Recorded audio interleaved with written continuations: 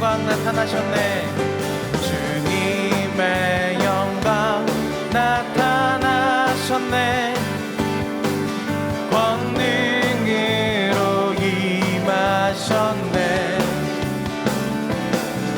죽음에서 날 살리신 주 성령, 놀라우신 주 하나님. 한 번 더 주님의 영광, 주님의 영광 나타나셨네. 권능으로 임하셨네. 죽음에서 날 살리신 주 성령, 놀라우신 주 하나님. 할렐루야. 주의 나라가, 할렐루야. 주의 나라가 눈먼 자는 눈을 뜨며 할렐루야 임하소서. 저는 자는 걷게 되리. 나는 선포하리. 만왕의 왕 예수, 주의 나라 임하시네. 할렐루야. 주의 나라가, 할렐루야. 주의 나라가 눈먼 자는 눈을 뜨며 할렐루야 임하소서. 저는 자는 걷게 되리. 나는 선포하리. 만왕의 왕 예수, 주의 나라 임하시네. 생명 주께 있네.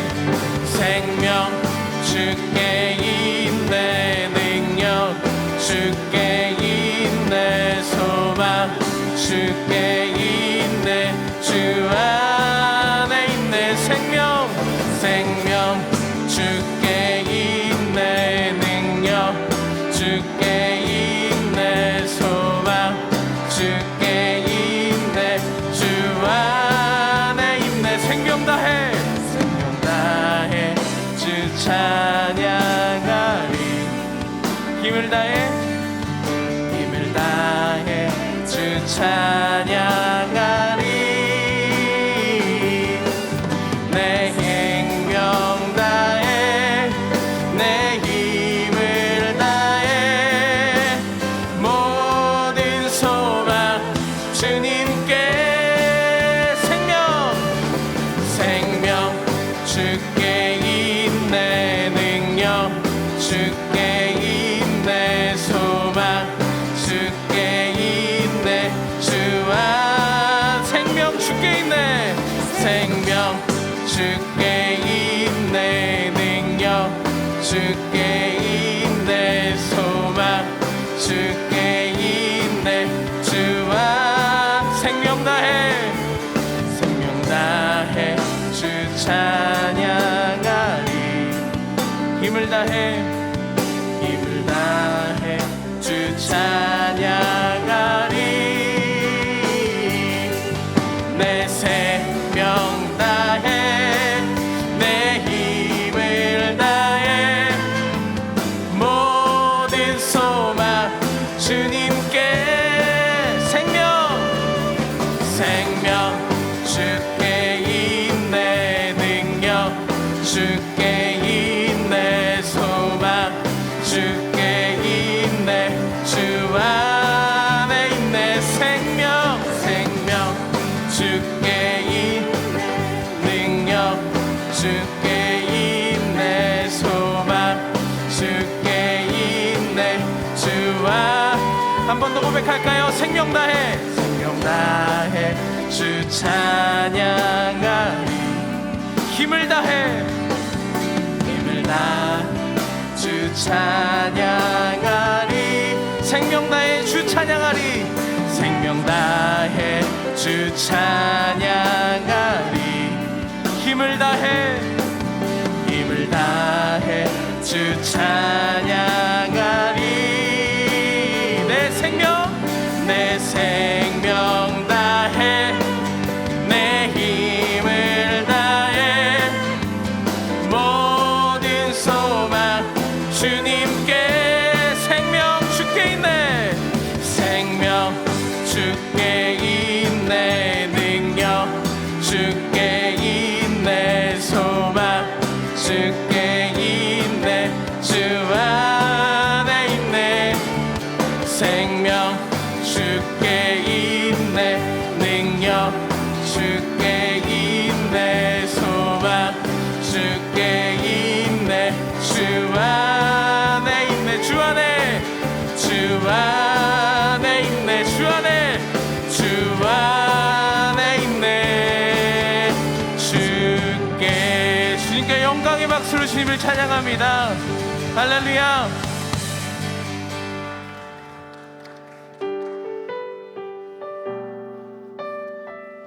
우리 시간 성탄절 후 첫 번째 주일을 맞이하여서 이 땅 가운데 오신 그 하나님을 높여드리며 찬양하길 원합니다.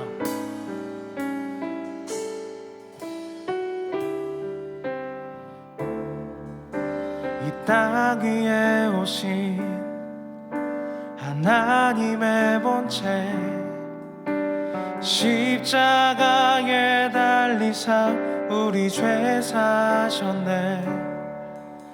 하나님이 그를 지극히 높여 모든 이름 위에 뛰어난 이름을 주사 우리 예수 이름 앞에 절하고 모든 일이 주를 시네. 영광 중에 오실 주를 보리라. 선포의 왕께 왕께 만세 존귀와 위엄을 찬양해 왕께 만세 주 예수 하나님. 우리 한 번 더 같이 고백합니다. 우리 고대하네 주님 오실 그날 다시 사신 왕의 영광 이 땅을 비추네. 사단의 권세는 주 앞에 무너져 생명과 진리의 주 권세 가장 높도다. 우리 예수 이름 앞에 절하고 모든 입이 주를 시네. 영광 중에 오실 주를 보리라. 선포해 왕께 만세 왕께 만세 존귀와 위엄을 찬양해 왕께 만세 주 예수 하나님. 우리 주 앞에 예수 이름 앞에 우리 예수 이름 앞에 절하고 모든 입이 주를 시네. 영광 중에 오실 주를 보리라. 선포 우리 다 같이 선포합니다. 왕께 만세 존귀와 위엄을 찬양해 왕께 만세 주 예수 하나님. 호산나 다윗의 자손께 호산나 다윗의 자손께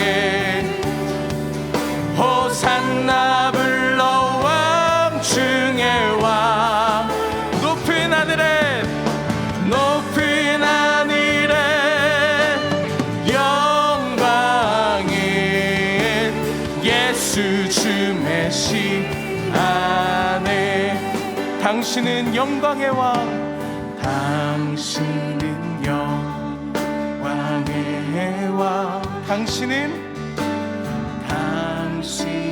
평강의 왕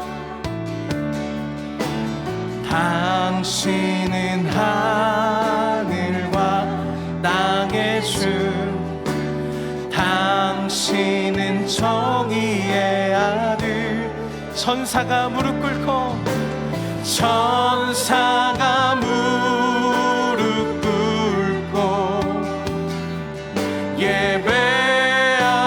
예배하고 찬양하네 영원한 생명 말씀 당신은 예수 그리스도 호산나 다윗의 자손께 호산나 다윗의 자손께 호산나 불러 왕 중의 왕 높은 하늘에 영광을 당수 주의 신 우리 마지막으로 선포합니다. 호산나 호산나 다윗의 자손께 호산나 호산나 불러 왕 중의 왕 높은 하늘에 영광을 예수 주 메시 안에. 이 시간 교회 공동 기도 제목으로 함께 기도하겠습니다. 첫째, 16개국에 파송된 22명 선교사의 건강과 선교사역 위에 영적 열매가 맺히도록. 둘째, 새해에 작정한 한 영혼마다 예수 그리스도를 인격적으로 만나고 구원의 은혜를 경험하도록. 셋째, 송구영신 예배를 통해 한 해 동안 받은 은혜를 되돌아보며 새해에는 회복의 역사를 경험하도록. 담임 목사님의 영육간의 강건함과 가정과 사역을 위해 다 함께 기도하겠습니다. 살아서 역사하시는 아버지 하나님, 우리가 이 시간 함께 마음을 모아 기도하며 나아갑니다. 하나님, 우리들의 기도에 주님 응답하여 주옵소서. 16개국에 파송된 22명의 선교사님의 가정과 건강을 붙들어 주시고 그들이 감당하는 사역 위에 성령께서 친히 기름 부으사 영적인 열매가 맺히게 하여 주옵소서. 하나님, 우리가 새해를 맞이하면서 한 영혼의 구원을 위하여 기도로 합니다. 하나님, 우리가 기도로 작정할 수 있도록 도와주시고 작정은 한 영혼마다 예수 그리스도를 인격적으로 만나는 구원의 은혜를 경험하게 하여 주옵소서. 송구영신 예배를 통하여서 한 해 동안 받은 은혜를 되돌아보게 하여 주시고 주님께 대한 감사를 회복하며 또 새해에는 각자 기도하는 영역에서 회복의 역사를 경험하게 하여 주옵소서. 담임 목사님을 영육간에 강건하게 하셔서 동안교회를 섬기실 때에 하나님의 말씀으로 무장하여 점점 어두워져가는 세상에 말씀의 빛을 비추는 선한 청지기의 사역을 능히 감당할 수 있도록 주님 함께하여 주옵소서.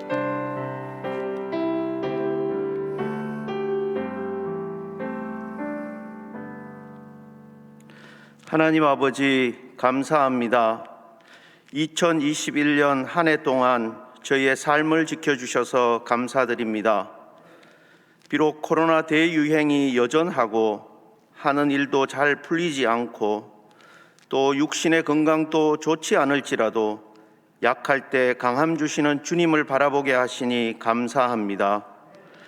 바랄 수 없는 상황에서도 믿음으로 하나님의 약속을 바라본 믿음의 선진들처럼 저희도 결국 성립케 하시는 주님을 바라보며 한 걸음 한 걸음 내디디며 나아가게 해 주시옵소서.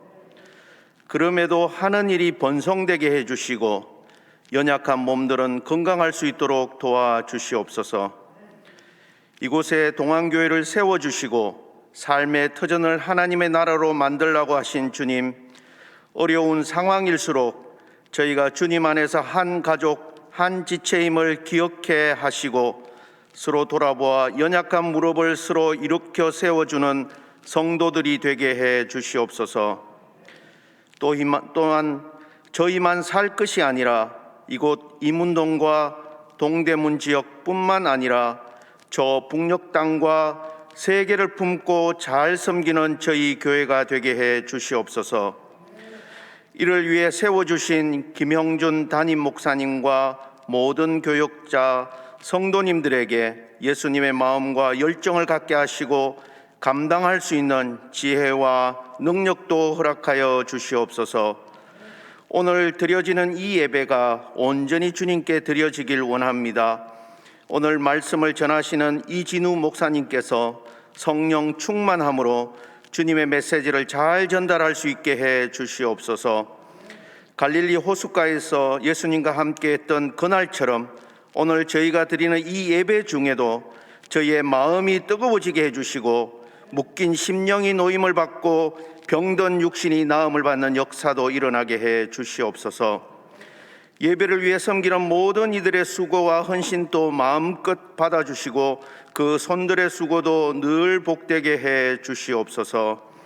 이 땅에 우리를 위해 오시고 우리의 삶의 모범이 되신 우리 주 예수 그리스도 이름으로 기도드립니다.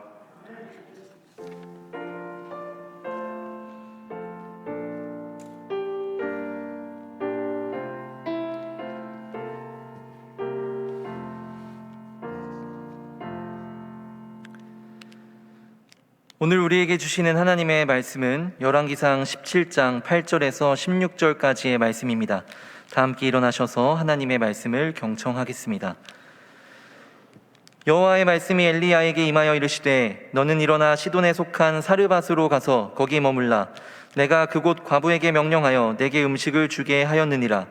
그가 일어나 사르밧으로 가서 성문에 이를 때에 한 과부가 그곳에서 나뭇가지를 줍는지라. 이에 불러 이르되 청하건대 그릇에 물을 조금 가져다가 내게 마시게 하라. 그가 가지러 갈 때에 엘리야가 그를 불러 이르되 청하건대 내 손에 떡 한 조각을 내게로 가져오라. 그가 이르되 당신의 하나님 여호와께서 살아계심을 두고 맹세하노니 나는 떡이 없고 다만 통에 가루 한 움큼과 병에 기름 조금뿐이라. 내가 나뭇가지 둘을 주워다가 나와 내 아들을 위하여 음식을 만들어 먹고 그 후에는 죽으리라. 엘리야가 그에게 이르되 두려워하지 말고 가서 내 말대로 하려니와 먼저 그곳으로 나를 위하여 작은 떡 한 개를 만들어 내게로 가져오고 그 후에 너와 내 아들을 위하여 만들라. 이스라엘의 하나님 여호와의 말씀이 나 여호와가 비를 지면에 내리는 날까지 그 통에 가루가 떨어지지 아니하고 그 병에 기름이 없어지지 아니하리라 하셨느니라. 그가 가서 엘리야의 말대로 하였더니 그와 엘리야와 그의 식구가 여러 날 먹었으나 여호와께서 엘리야를 통하여 하신 말씀같이 통에 가루가 떨어지지 아니하고 병에 기름이 없어지지 아니하니라. 이것은 하나님의 말씀입니다. 아멘.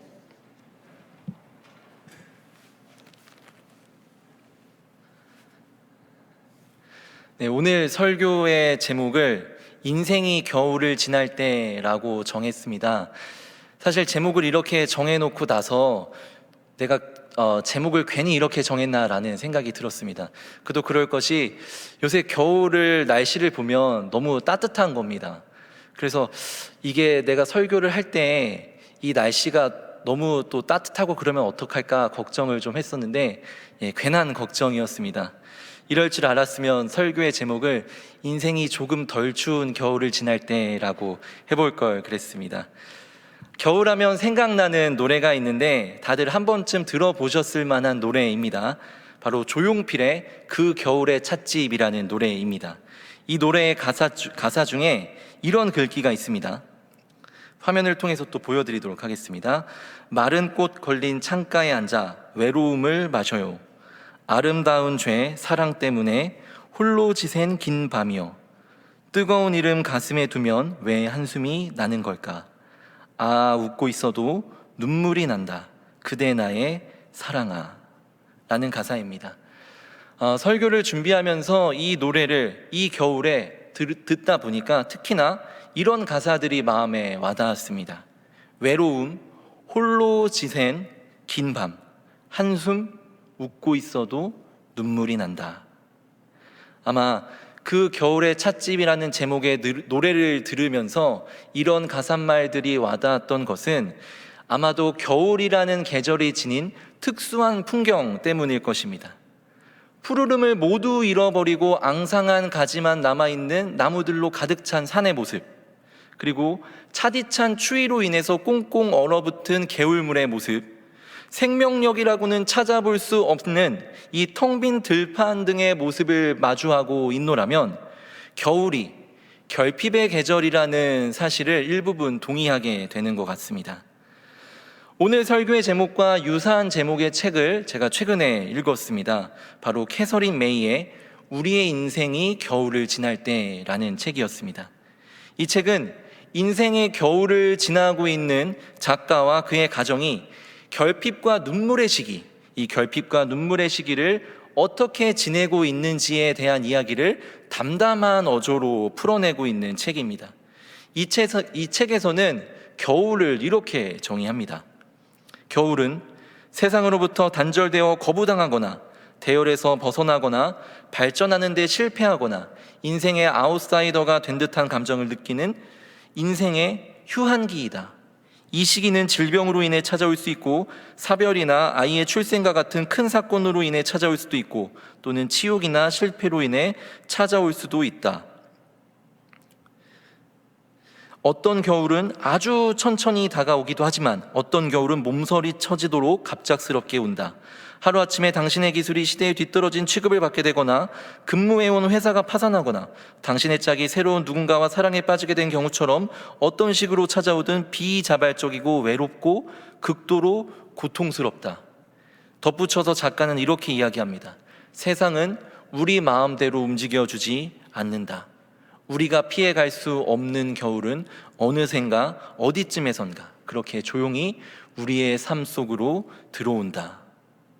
이렇게 작가는 겨울에 대하여 묘사하였습니다.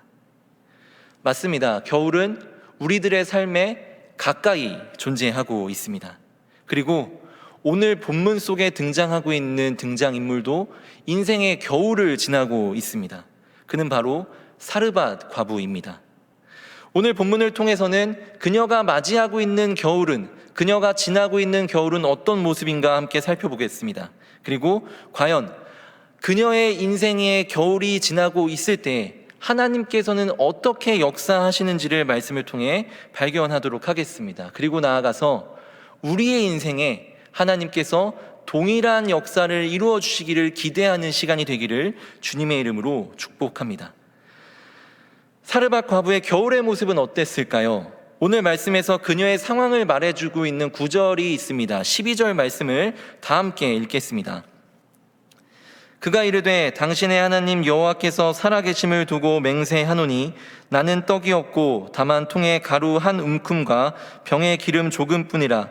내가 나뭇가지 둘을 주워다가 나와 내 아들을 위하여 음식을 만들어 먹고 그 후에는 죽으리라. 아멘. 세상에는 숭고한 많은 뒷모습들이 있습니다. 그 중에서도 가장 숭고한 뒷모습이라 한다면 바로 자녀를 위해 음식을 만드는 어머니의 뒷모습이라고 할 수 있겠습니다. 그만큼 애정이 가득한 모습을 찾을 수 없기 때문입니다. 12절 속에 등장하는 사르밧 여인의 뒷모습도 응당 그러해야 하지만 본문 속 여인의 모습에는 어째서인지 다른 것들이 덧붙여져 있습니다. 바로 안타까움과 한숨, 눈물과 비참함이 바로 그것입니다. 왜 그렇습니까? 느닷없이 찾아온 가뭄으로 인해서 더 이상 식량을 구할 길이 없어지게 되자 사르밧 여인은 아들과의 마지막 만찬을 준비하고 있기 때문입니다. 그런데 사실 만찬이라고 해봤자 화려한 음식을 이야기하는 것이 아닙니다. 성경에 기록된 대로 한 움큼의 밀가루로 반죽해 만든 떡 조금일 뿐입니다. 그리고 그들은 그 식사를 끝으로 생을 마감할 준비를 하고 있습니다. 이 생에서의 마지막 식사를 준비하는, 그것도 사랑하는 아들을 위해서 진수성찬이 아니라 그저 떡 조금밖에 해줄 수밖에 없는 이 여인의 마음은 어떠했을까요? 그녀가 지나고 있는 인생의 겨울은 비참함과 눈물로 뒤덮여 있습니다.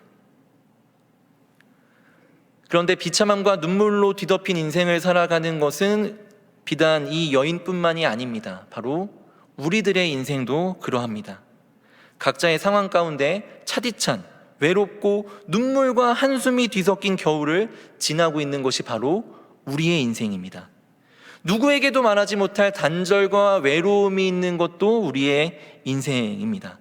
그러나 우리의 인생이 겨울을 지나고 있음에도 불구하고 우리가 새로운 소망을 품을 수 있는 것은 바로 오늘 말씀 속에서 사르반 여인에게 나타나셔서 하나님의 은혜를 베풀어 주시는 주님의 모습을 발견하기 때문입니다. 이제부터는 하나님께서 그녀에게 베푸신 은혜의 모습을 세 가지를 통하여서 함께 살펴보도록 하겠습니다. 첫째로 하나님께서는 그녀의 결핍의 현장에 찾아오셨습니다. 오늘 말씀의 8, 9절을 함께 읽겠습니다. 여호와의 말씀이 엘리야에게 임하여 이르시되 너는 일어나 시돈에 속한 사르밧으로 가서 거기 머물라. 내가 그곳 과부에게 명령하여 내게 음식을 주게 하였느니라. 아멘. 하나님께서 사르밧 여인이 겪고 있는 이 결핍의 문제를 해결해 주시기 위하여서 하나님의 사람인 엘리야 선지자를 그녀의 겨울이 있는 곳으로 보내십니다. 그녀의 결핍의 현장이 어디입니까? 9절에서는 그 장소가 시돈에 속한 사르밧이라고 이야기를 하고 있습니다. 사르밧은 지중해 연안의 두로와 시돈 사이에 어디쯤에 위치한 항구 도시입니다. 특이한 점이 있다면 바로 이곳은 이스라엘의 왕 아합의 아내인 성경 속에 기록된 최고의 악녀라고 불리는 이세벨의 고향이자 바알 우상 숭배의 중심지였다는 것입니다. 그런데 이것은 우리에게 중요한 의미를 시사하고 있습니다.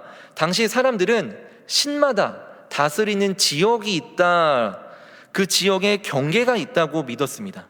그래서 사람들은 예를 들어서 A라는 지역은 바알 우상이 다스린다면 B라는 지역은 달의 신이 다스리는 땅, C라는 지역은 태양의 신이 다스리는 땅, 이런 개념을 갖고 있었던 것입니다. 이것을 바꿔 말씀드리자면 A라는 신이 자신이 다스리는 A라는 땅에는 관심이 많고 그 땅에서는 힘을 드러내지만 다른 땅에 사는 사람들에게는 관심이 없고 그 땅에서 힘을 드러내지 않는다라고 여겼던 것이지요. 일반적인 사람들의 생각이 맞다면 여호와 하나님께서는 자신이 다스리는 이스라엘 민족과 그 이스라엘 민족이 속해서 살아가는 땅에게만 관심이 있을 뿐 다른 지역과 다른 지역에 사는 사람들에게는 무관심했어야 했습니다. 그런데 지금 하나님의 마음은, 하나님의 관심이 향한 곳은 어디입니까? 바로 바알 숭배의 중심지이자 바알이 다스리는 땅이라 여겨졌던 시돈에 속한 사르밧이었습니다. 하나님의 눈이 향한 곳은 그 바알의 땅에 살아가고 있었던 한 여인, 가뭄으로 인해서 먹을 것이 더 이상 없어 마지막 식사를 준비하고 그 식사가 끝나면 인생을 마감하려고 하는 한 여인을 향하고 있었던 것입니다. 바로 그녀의 차디찬 인생의 겨울을 바라보고 계셨다는 것입니다. 이것은 우리에게 중요한 사실을 가르쳐주고 있습니다. 하나님께서는 모든 세계를 다스리시는 분으로서 나아가 모든 사람을 돌보시는 분이라는 사실입니다. 즉 이 말은 하나님의 관심에서 벗어난 사람은 아무도 없으며 지금도 하나님께서는 모든 사람을, 우리를 속한 이 세상의 모든 사람들을 바라보고 계시며 우리의 겨울을 위로하시기 위해 찾아오신다는 겁니다. 2020년 일본의 최고 문학상인 나오키상을 수상한 하세 세이슈라는 사람의 소설 소년과 개라는 책이 있습니다. 이 책은 동일본 대지진으로 인해서 주인과 이별을 하게 된 강아지 다몬이 주인을 찾기 위해 5년간 일본 전역을 떠돌아다니며 만났던 사람들과의 이야기를 그린 창작 소설입니다.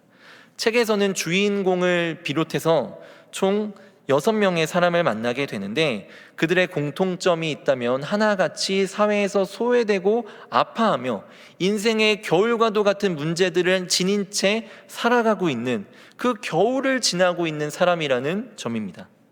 치매 어머니를 부양하기 위해서 강도짓을 시작한 사람, 그리고 행복한 미래를 꿈꾸지만 여전히 도둑인 사람, 자기밖에 모르는 남편으로 인해서 절망하는 아내, 또 자신의 돈을 갈취한 남자친구로 인해서 매춘부로 살아가고 있는 여인의 모습, 아내를 암으로 잃고서 자신 역시 암으로 죽어가고 있는 노인의 모습 등 이렇게 사회에서 겨울을 지닌 채 살아가고 있는 사람들이 등장하고 있습니다.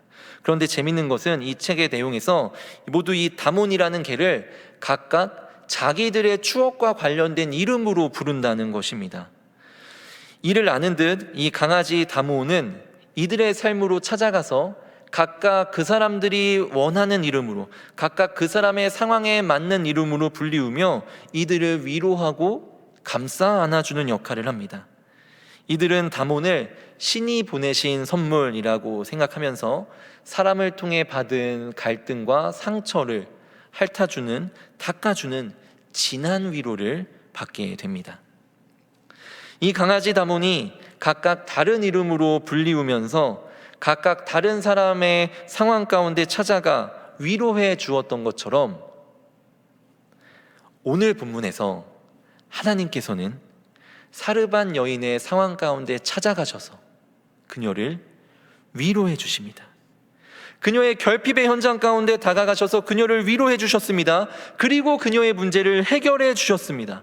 사실 사람들은 과부로 살아가고 있었던 그녀의 삶에 누구도 관심을 보여주지 않았습니다. 누구도 그녀를 주목하지 않았다는 것이지요. 종교적인 이유로, 사회적인 이유로, 인종적인 이유로, 바쁘다는 이유로 하나같이 그녀를 모두 외면하고야 말았습니다.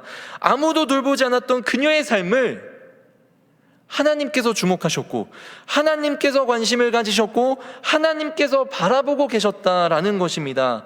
그리고 하나님께서는 오늘 이 시간 동일하게 우리들의 삶 가운데 찾아오십니다. 우리의 결핍의 현장 가운데 찾아오십니다. 우리의 눈물의 현장 가운데 찾아오십니다. 우리의 갈등의 현장에, 우리의 실패의 현장에, 영적 가뭄의 현장에, 외로움의 현장에, 아픔의 현장 가운데 찾아오셔서 우리를 위로하시는 분이십니다. 마치 2000여 년 전 아기 예수가 그러했듯 우리에게 다가오셔서 우리의 위로가 되어주시기 위함입니다. 우리의 희망을 되살려 주시기 위함입니다. 우리를 일으켜 주시기 위함입니다. 우리를 구원해 주시기 위함입니다.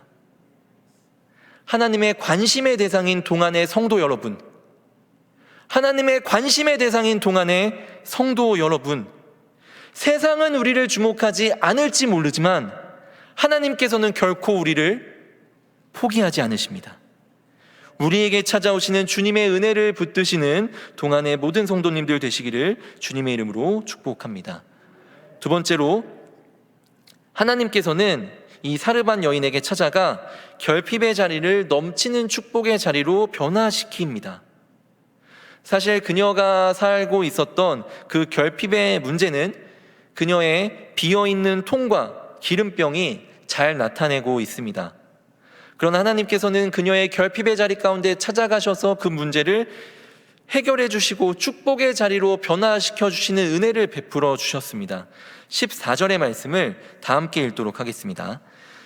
이스라엘의 하나님 여호와의 말씀이 나 여호와가 비를 지면에 내리는 날까지 그 통에 가루가 떨어지지 아니하고 그 병의 기름이 없어지지 아니하리라 하셨느니라.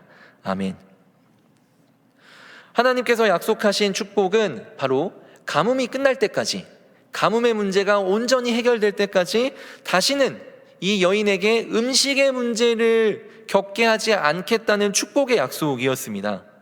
그녀의 아픔의 근원적인 해결이었던 것입니다.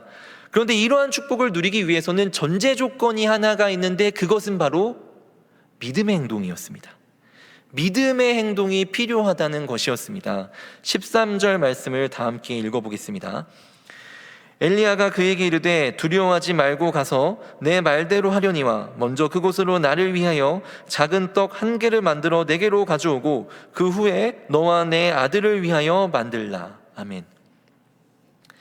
우리가 여태껏 상황을 봤던 것처럼 여인에게 있어서 그저 한 움큼의 가루만 남아있었을 뿐, 그리고 조금의 기름만 남아있던 상황이었을 뿐이었습니다. 그런데 그것도 부족해서 이제는 자신과 아들을 위하여 음식을 만들고 나서 죽음을 각오할 만큼 절박한 상황이었던 것입니다. 그런데 이런 상황에서 엘리야가 요구하는 행동, 먼저 엘리야를 위해서 떡을 만들고 이후에 여인과 아들을 위해서 떡을 만들어서 먹으라 하는 이 행동은 여인의 입장에서 본다면 굉장히 무례하고 굉장히 이기적이며 굉장히 비상식적인 행동이었을 것입니다. 하지만 엘리야가 이렇게 말한 데에는 이유가 있지요. 만약 그녀가 엘리야의 말에 순종한다면 하나님께서 통의 가루와 병의 기름을 영원히 떨어지지 않도록, 마르지 않도록 축복하실 것이라 말씀하셨기 때문이었습니다. 엘리야는 이것을 전할 뿐이었습니다. 사실 여호와 하나님에 대한 신앙이 전무한 이 사르반 여인이 엘리야의 말을 믿기란 참으로 어려웠을 것입니다. 그런데 결론적으로 여인은 엘리야의 말을 믿었고 그 결과 16절에서와 같이 하나님의 은총을 누리게 되었습니다. 같이 16절을 봉독하도록 하겠습니다. 여호와께서 엘리야를 통하여 하신 말씀같이 통의 가루가 떨어지지 아니하고 병의 기름이 없어지지 아니하리라. 아멘. 하나님의 축복을 넘치도록 누리기 위해서는 믿음의 행동이 필요합니다. 하나님께서는 우리에게 믿음을 요구하십니다. 다가올 새해에는 여러분들은 하나님 앞에서, 또한 여러분들을 춥게 만드는 그 겨울 앞에서, 여러분들의 문제 상황 앞에서 믿음의 행동을 선택하실 준비가 되셨습니까? 하나님께서는 우리의 믿음의 선택, 믿음의 행동을 보시고 우리의 결핍의 문제를 해결해 주실 것입니다. 우리가 믿음의 행동을 선택했을 때 하나님께서는 오늘 말씀에서처럼 우리의 결핍의 자리를 넘치는 축복의 자리로 변화시키신다고 약속하셨습니다. 그녀가 지니고 있는 밀가루통과 기름병, 그것은 그녀의 생존의 문제를 해결해 줄 수 없는 결핍이 가득한 자리였습니다. 그녀의 주방은 모든 희망이 사라지고 절망과 비참함과 아픔만이 남아있던 현장이었습니다. 그런데 하나님의 말씀이 그곳에 닿자, 하나님의 손길이 닿자, 하나님의 넘치는 축복이 그 자리 가운데 임하자 그 자리가 새로운 희망의 자리로 변화되었습니다. 영원히 끊어지지 않을 소망이 채워지기 시작한 것입니다. 눈물이 변하여 기쁨이 되었습니다. 더 이상 좌절할 필요가 없습니다. 그들의 문제가 영원히 해결되었습니다. 무엇 때문입니까? 바로 하나님의 은총 때문이었습니다. 하나님으로 말미암아 결핍의 자리가 넘치는 축복의 자리로 변화될 수 있었던 것입니다. 서두에 말씀드렸던 책 우리의 인생이 겨울을 지날 때라는 책에서는 인생을 겨울을 지나는 나무의 모습에 빗대어 설명합니다. 겨울에 내리는 비와 바람과 추위로 인해서 물 공급이 차단이 되면 나뭇잎이 갈색으로 변하고 모두 지게 됩니다. 그래서 겉으로 보기에는 죽어있는 나무처럼 보이지만 사실 그 나무를 가까이에서 들여다보면 모든 나무에는 잎눈이 있어서 다가올 새해를 준비하며 다음에 나올 싹을 틔울 준비를 한다는 것입니다. 심지어 갈색으로 변하여서 떨어져 버린 그 나뭇잎들마저도 산림층의 뿌리 덮개 역할을 하고 떨어진 솔방울과 견과들은 먹이가 부족해서 겨울을 어떻게 지내야 할지 모르는 동물들에게 필수 식량으로서 제공되기도 합니다. 심지어 그 나무에 갈라져 버린 껍질은 곤충이 서식할 수 있는 서식지가 되고 사슴의 영양 공급원이 됩니다.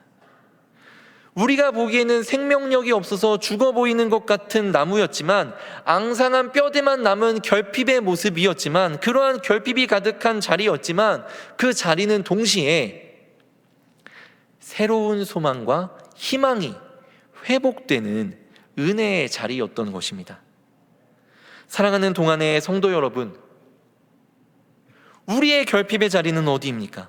나에게 있어서 지금 문제가 되는 것은 무엇입니까? 나의 결핍의 요소는 무엇입니까? 내가 겪고 있는 아픔은 무엇입니까? 분명한 것은 사르반 여인의 삶의 결핍의 현장 가운데 찾아가셔서 그 자리를 하나님의 넘치는 축복의 자리로 변화시켜 주셨던 주님께서는 동일한 은혜로 우리의 삶에 찾아오셔서 우리에게 은혜를 베풀어 주신다는 것입니다. 우리의 추운 겨울의 자리를 하나님의 넘치는 축복의 자리로 변화시키십니다. 우리의 아픔의 현장 가운데 찾아오셔서 우리를 채우시고 입히시고 먹이시며 우리를 일으켜 주신다고 약속해 주셨습니다. 우리의 결핍의 자리 가운데 하나님께서 준비해 놓으신 새로운 잎눈이 싹을 틔우게 될 것입니다. 다가오는 새해에는 우리를 넘치는 축복으로 채우실 주님을 기대하시는 동안의 성도님들 되시기를 주님의 이름으로 축복합니다. 끝으로 하나님께서는 사르반 여인에게 찾아오사 그녀에게 소생케 되는 은혜를 베풀어 주셨습니다. 오늘 본문은 아니지만 오늘 본문 이후에 17절부터 24절의 말씀을 살펴보면 또 다른 에피소드가 등장합니다. 바로 그녀의 아들이 원인을 알 수 없는 병에 걸려서 죽게 된 것입니다. 그녀는 자신의 아들의 죽음 앞에서 자신의 죄와 잘못을 돌이켜 발견하는 모습을 보여줍니다. 다 함께 오늘 말씀의 18절을 화면을 통해서 읽도록 하겠습니다. 여인이 엘리야에게 이르되 하나님의 사람이여 당신이 나와 더불어 무슨 상관이 있기로 내 죄를 생각나게 하고 또 내 아들을 죽게 하려고 내게 오셨나이까. 아멘. 이 장면을 연구하는 학자들은 여인이 지금 이 시간 이 18절의 말씀에서 여인이 하나님과 엘리야를 원망하는 것이 아니라 아들의 죽음의 책임을 하나님께 돌리는 장면이 아니라 여인이 아들의 죽음을 자신의 죄의 결과로 받아들이면서 하나님과 엘리야 앞에 회개하는 장면이라고 이야기를 합니다. 그도 그럴 것이 당시 고대 근동 사회에는 인과응보의 신앙, 즉 내가 죄를 지었기 때문에 죄의 결과를 내가 받게 된다는 신앙이 근간을 이루고 있었기 때문에 사르반 여인은 자신의 죄로 인해서 아들이 죽게 되는 죄의 결과를 받게 되었다 생각을 했던 것입니다. 그래서 여인은 지금 하나님과 엘리야 앞에 자신의 죄를 회개하고 있는 것입니다. 여인의 이러한 진실된 회개의 고백은 엘리야로 하여금 하나님을 향해 간절히 기도하게 만들었습니다. 그 결과 하나님께서는 여인의 아들을 살려주십니다. 이는 구약에서 등장하는 죽은 자가 다시 살아난 최초의 사건이 되었습니다. 이러한 기적은 바로 엘리야의 간절한 기도 때문이었고 이로 인해서 여인의 아들이 소생케 되는 은혜를 얻게 된 것입니다. 여인의 아들이 소생케 되었던 것처럼 저 역시도 잘 기억은 나진 않지만 죽음의 문턱 앞에 섰던 적이 있습니다. 아마 이제 제가 전에 한 번도 말씀을 드렸던 적이 있는 것 같은데 다시 한번 좀 말씀을 드리도록 하겠습니다. 제가 갓난아기였을 적에 이제 분유를 먹는데 분유가 식도로 넘어가지 않고 기도로 넘어가서 제 폐가 완전히 썩었던 적이 있었습니다. 당시 의사는 저희 부모님에게 찾아가서 아이의 상태가 위중하여 살아날 가망이 없으니 아이의 장례를 준비하고 그 장례를 받아들이라라고 권고를 하셨습니다. 그런데 그날 밤 저를 포기할 수 없었던 외할머니께서 밤이 새도록 간절히 기도하셨습니다. 제 입에 입을 맞대고 또 코에 코를 맞대고 할머니의 숨결을 제게 불어넣으시면서 마치 그 숨결이 하나님의 숨결이 되어서 죽어가는 저를 살리기를 원하신다는 그 마음을 하나님께 아뢰고 이윽고 다음날 아침이 되었습니다. 어떻게 되었을까요? 회진을 돌던 의사는 안색이 돌아온 아이의 모습을 보면서 얼른 엑스레이를 다시 찍자고 하였고 판독 결과 제 폐는 아무런 이상 없이 깨끗해졌습니다. 외할머니의 간절한 기도가 죽어가던 저를 살렸던 것입니다. 의인의 간구는 역사하는 힘이 크다고 말씀하셨습니다. 여러분 그 말씀을 믿으십니까? 여러분을 숨쉬기 어렵게 만드는 일들은 무엇입니까? 다가올 새해에는 그 문제를 놓고 더욱더 간절하게 기도하시는 동안의 성도님들이 되시기를 축복합니다. 그럴 때에 하나님께서 우리를 소생케 하실 것입니다. 그런데 소생케 된 것은 비단 그녀의 아들뿐만이 아니었습니다. 우리가 더 중요성을 두고 보아야 할 것은 바로 그녀의 믿음이 소생케 되었다라는 것입니다.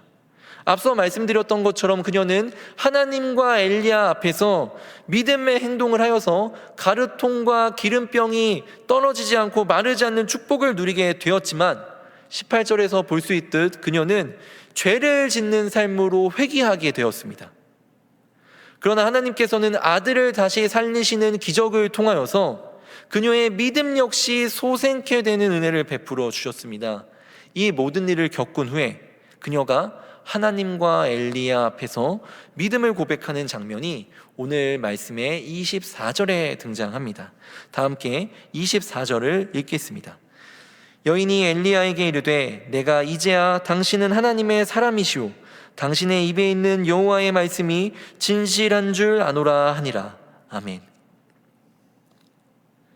여인은 이제 여호와 하나님의 말씀이 진실하다는 고백을 다른 사람의 입술을 빌려서 하는 것이 아니라 자기의 입술의 고백으로 자기의 믿음으로 고백하고 있는 것입니다.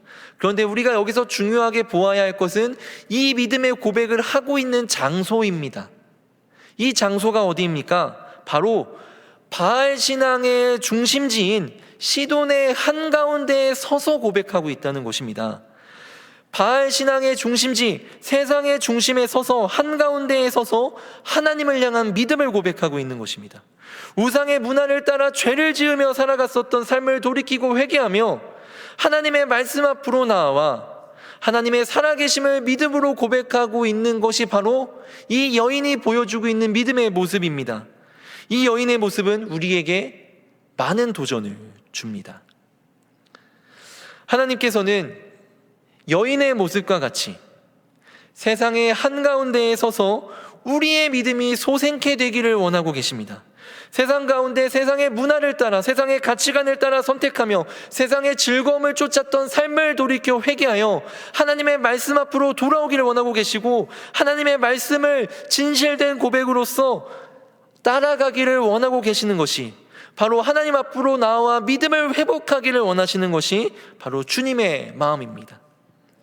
2021년을 마무리하는 이 시점에서 우리가 잃어버린 믿음의 모습은 무엇입니까? 내 안에 회복되기를 바라는 믿음의 모습이 있다면 무엇입니까? 다가올 새해에는 흔들리지 않고 다시 한번 올곧게 세우길 원하시는 믿음의 모습이 있다면 그것은 무엇입니까? 하나님께서는 세상의 중심에 서서 우리의 믿음이 소생케 되길 원하고 계십니다.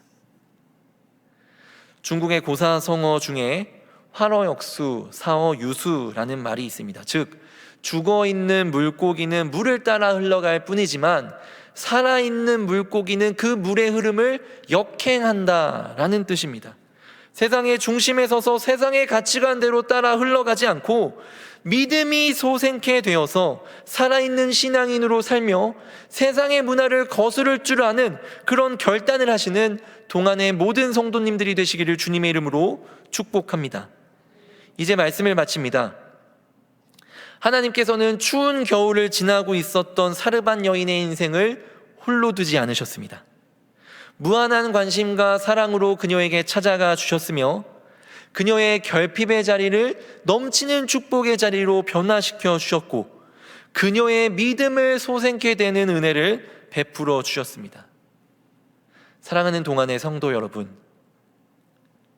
우리의 인생은 어떠한 겨울을 지나고 있습니까? 그러나 겨울이 꼭 결핍만을 의미하는 것은 아닙니다. 박노해 시인의 겨울사랑이라는 시에 이런 식구가 있습니다. 사랑하는 사람아, 우리에게 겨울이 없다면 무엇으로 따뜻한 포옹이 가능하겠느냐? 무엇으로 우리 서로 깊어질 수 있겠느냐? 하나님께서는 따뜻한 포옹으로 안아주시며 우리의 인생을 따뜻한 겨울로 초대하고 계십니다. 그렇습니다. 겨울은 결핍의 계절이 아니라 따뜻함의 계절입니다. 왜냐하면 우리에게 은혜를 베푸시며 더 깊은 관계로 나아가기를 원하시는 주님께서 살아계시기 때문입니다. 주님의 사랑의 품으로 나아가 이 겨울을 지나시는 동안의 성도님들 되시기를 주님의 이름으로 축복합니다. 함께 기도하겠습니다. 우리에게 은혜를 베푸시는 하나님, 인생의 추운 겨울을 지나는 우리를 외면하지 않고 찾아오시는 주님의 은혜에 감사드립니다. 우리의 한숨과 눈물이 뒤섞인 결핍의 현장 가운데 친히 다가오사 우리의 젖은 손을 일으켜 주시는 주님의 사랑에 감사드립니다. 우리를 그 자리에 홀로 두지 않으시고 넘치는 축복의 자리로 인도하여 주심에 감사드립니다. 다가올 새해에는 세상의 중심에 서서 우리의 믿음이 소생케 되는 은혜를 누리게 하여 주옵소서. 주님의 날개 그늘 아래에 거하며 평안함을 누리는 삶이 되게 하여 주옵소서. 우리를 구원하신 예수 그리스도의 이름으로 기도하옵나이다. 아멘. 교회 소식을 전해드리겠습니다. 송구영신 예배가 31일 금요일 1부 7시 30분, 2부 10시 30분에 진행됩니다. 송구영신 예배를 위한 패키지는 예배 후 2, 3층 로비에서 내일부터는 교역자 사무실에서 수령이 가능합니다. 예배를 위한 365일 금식 기도에 참여하실 분을 모집하고 있습니다. 성도님들의 많은 참여를 부탁드립니다. 나머지 광고는 주보를 참조하시기 바랍니다. 찬송가 419장 찬송하겠습니다.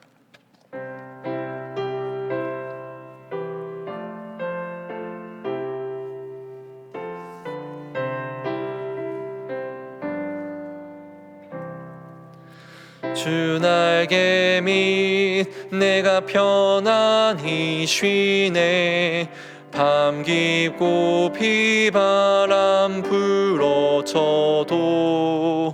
아버지께서 날 지켜주시니 거기서 편안히 쉬리로다.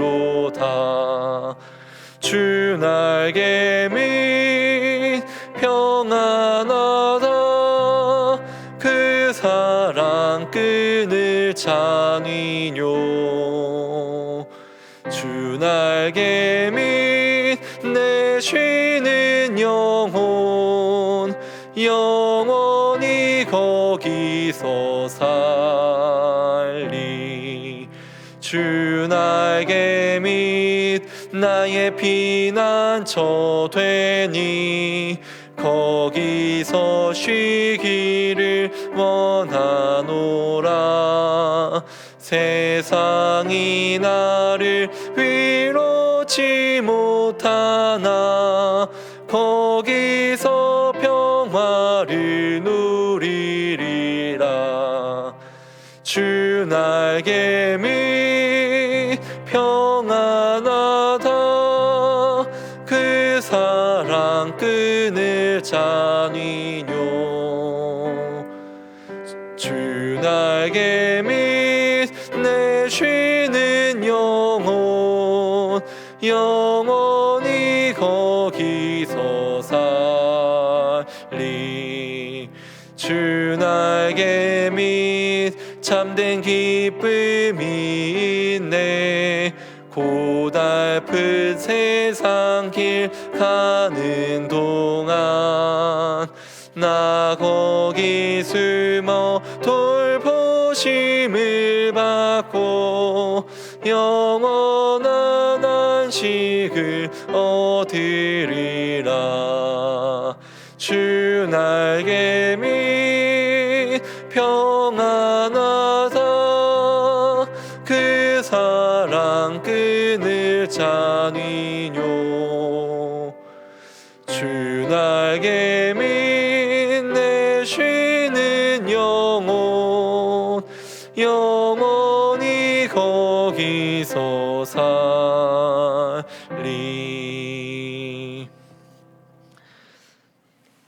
이제는 우리를 구원하기 위해 이 땅에 찾아오신 예수 그리스도의 은혜와 우리의 결핍의 자리를 축복의 자리로 변화시키는 아버지 하나님의 영원하신 사랑과 우리의 믿음을 솟생케 하시는 성령의 인도하심이 인생의 추운 겨울을 지나는 동안의 모든 성도 위에 이제부터 영원까지 함께 하시기를 간절히 축원하옵나이다. 아멘.